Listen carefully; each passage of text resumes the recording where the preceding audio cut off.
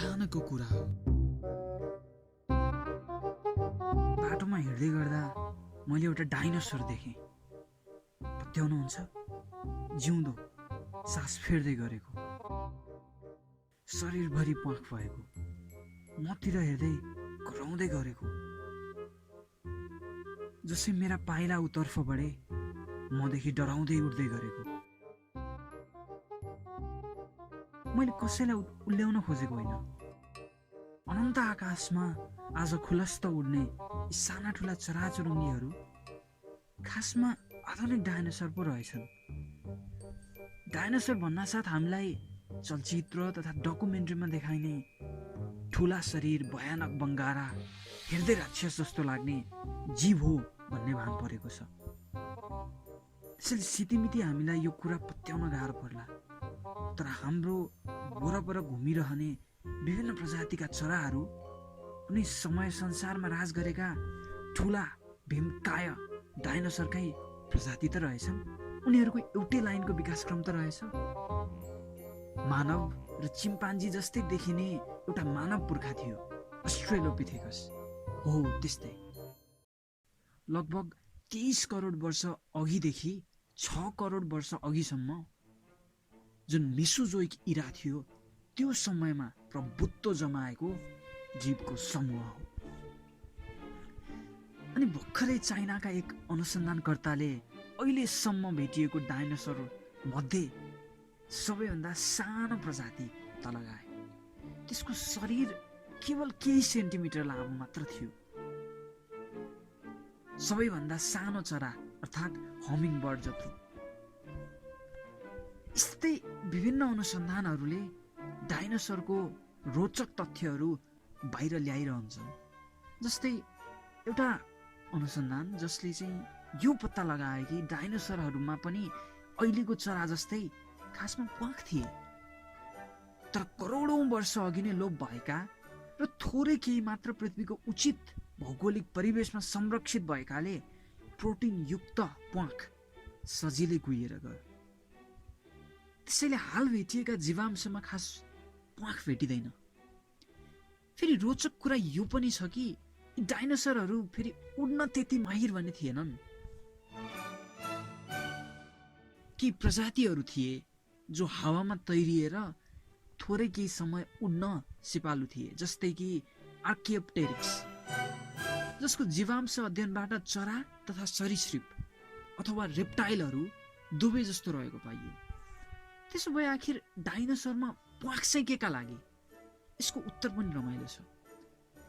अहिले संसारमा रहेका सरीसृप जनावरहरू चिसो रगत समूह भएका जनावरहरू, अर्थात् यिनीहरूको जुन शरीरको जुन तातोपन, तापक्रम हुन्छ नि, बाहिरको वातावरण अनुसार परिवर्तन हुन्छ।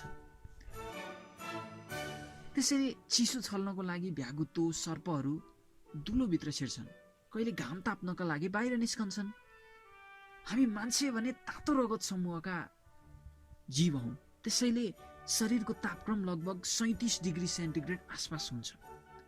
तर यी डाइनोसरहरूमा भने चिसो तथा तातो रगत समूह दुवै भएको गुण भेटिएको छ, जुन कारणले पनि यिनीहरू सायद करोडौं वर्षसम्म प्रभुत्व जमाएर बस्न सफल भए।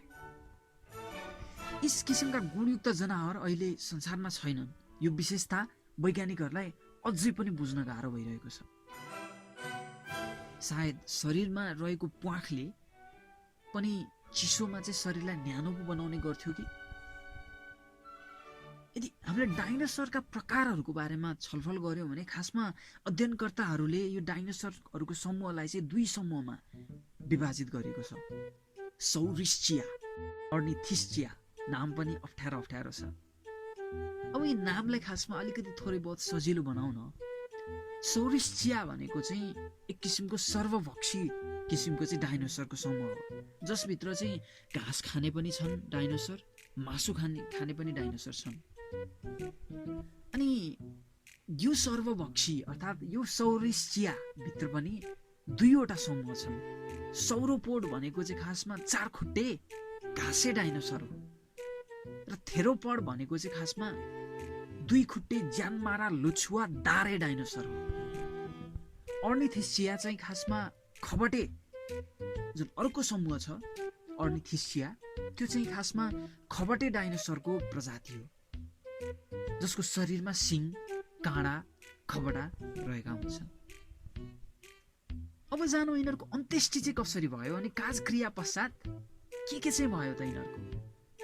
यस्ता खबटे, दारे, घाँसे, उडुवा, दौडुवा, लुन्टे, पुन्टे, अग्ले, पुड्के, च्याम्टे, चेप्टे, रिम्टे, लम्टे, छरुवा, तरुवा तथा पानी मरुवा डाइनोसरहरूका प्रजातिहरूले करोडौं करोड करोड वर्षसम्म पृथ्वीमा वर्चस्व गरे र एक दिन फुस्सै कसरी हराउन पुगे।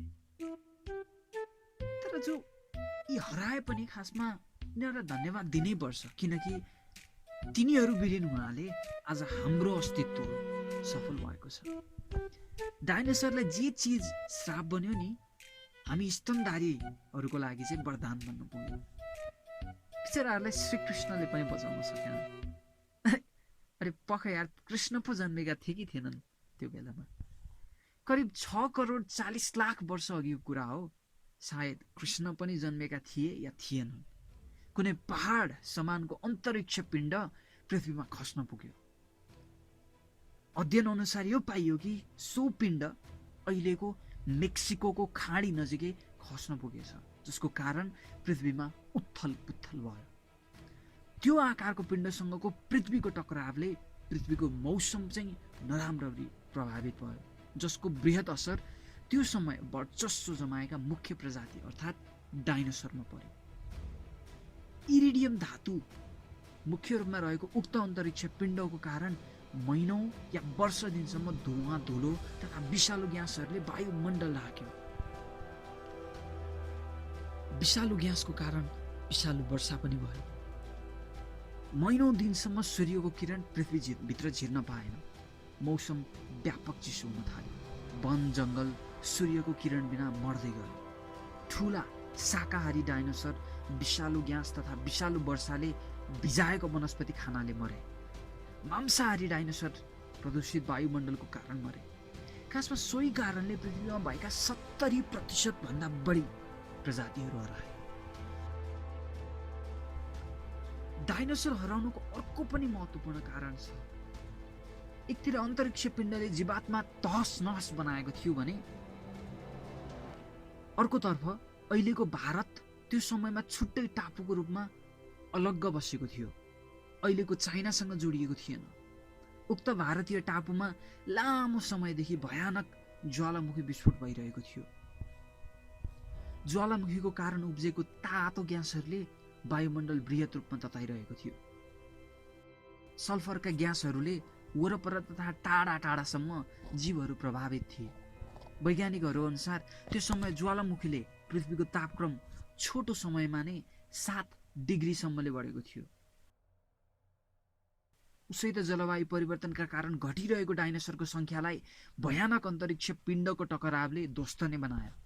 अधिकांश वैज्ञानिकहरू यी मुख्य 2 कारण देखाउँछन्: जमिन, आकाश तथा पानी सारामा वर्चस्व जमाएका डाइनोसर पृथ्वीको मुहारबाट हराउनु। जताततै फैलिएका डाइनोसरहरूको त्यस्तो मृत्युले केही समूहलाई भने फाइदा पुग्यो। डाइनोसरको अन्डा चोरेर खाने, किरा फट्याङ्ग्रा खाएर जीवन चलाउने अहिलेका मुसा जस्ता जीवहरूले ती मरेका डाइनोसरहरू मज्जाले खान पाए। साथै कुनै एउटा राजा मरेपछि अर्को राजा आउने बाटो खुले झैं ती मुसाहरूको उन्माद वृद्धि विकास भयो। अन्य ठुला जीवहरू हराएकाले विभिन्न पर्यावरण तथा पारिस्थितिक प्रणालीमा मिल्न सफल भए।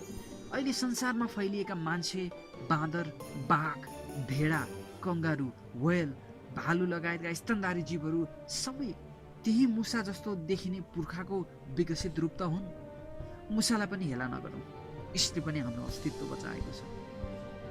साथै यस्ता डाइनोसर समूहका एक हाँगाले भने प्रकृतिले आकाशमा उड्न सिकायो, शरीरलाई हलुका बनाउन सिकायो। तिनै हाँगाहरू अहिले चराको रूपमा विकसित भएका छन्। यसरी कुनै एउटा जीवको विनाशले अर्को जीवको विकासमा टेवा पुर्याएको छ। अरबौं वर्षमा करोडौं प्रजातिहरू यो पृथ्वीमा उत्पत्ति भए। कतिपय यो वातावरणमा अनुकूलन हुन्छन्, प्रभुत्व जमाउँछन्, कालान्तरमा विभिन्न कारणवश हराउन पुग्छन्। कुनै कुरा पनि सदा समान हुन सक्दैन। उदय हुन्छ त अस्त पनि हुन्छ। यो सर्वव्यापी प्राकृतिक नियम नै हो र मानिस स्वयं प्रकृतिको बस एक पाटो हो, डाइनोसर जस्तै।